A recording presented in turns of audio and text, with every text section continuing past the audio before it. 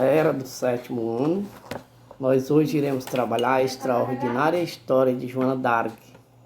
Joana d'Arc, na realidade, era uma francesa, né, que nasceu por volta de 1412, era camponesa, e numa versão mais humanizada do mito, que se tornou a jovem, ela conseguiu exaltar o nacionalismo francês na luta contra os ingleses durante a Guerra dos 100 Anos. Guerra essa que durou de 1337 a 1453. Joana d'Arc é retratada desde a sua infância como apresentava um comportamento estranho.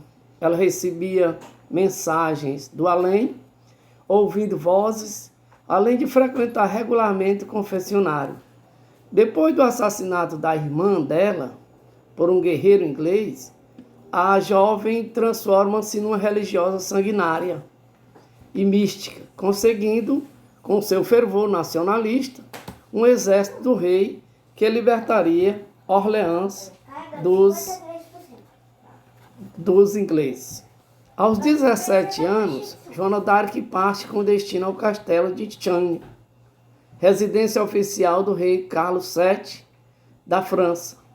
Passou por vários testes durante dias com teólogos no Palácio Real para ser recebida pelo rei Carlos VII.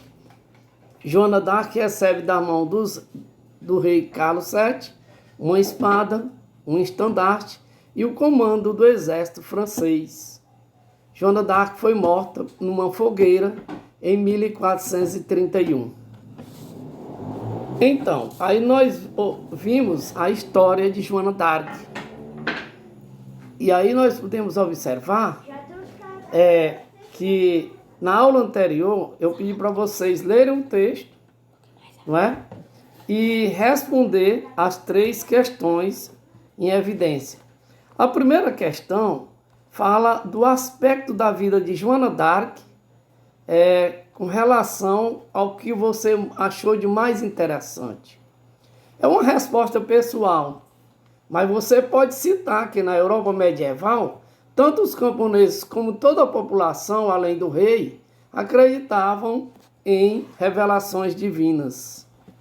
A outra pergunta é: será que o fato de ela ser mulher e pertencer à classe mais baixa da sociedade francesa impossibilitou, dificultou dela ser condecorada pelo rei?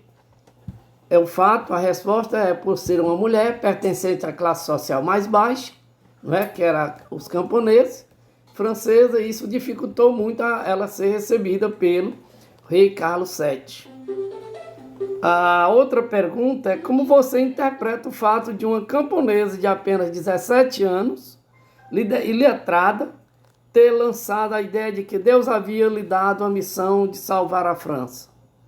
É uma resposta também pessoal, mas você pode levantar a hipótese de que ela era iluminada e de que alguém lhe ensinou o dever de liderar o exército francês, e era uma pessoa inspirada por Deus, que eles acreditavam muito naquela época na Europa feudal. Então, fique em casa, não é? Que a guerra continua. Um abraço.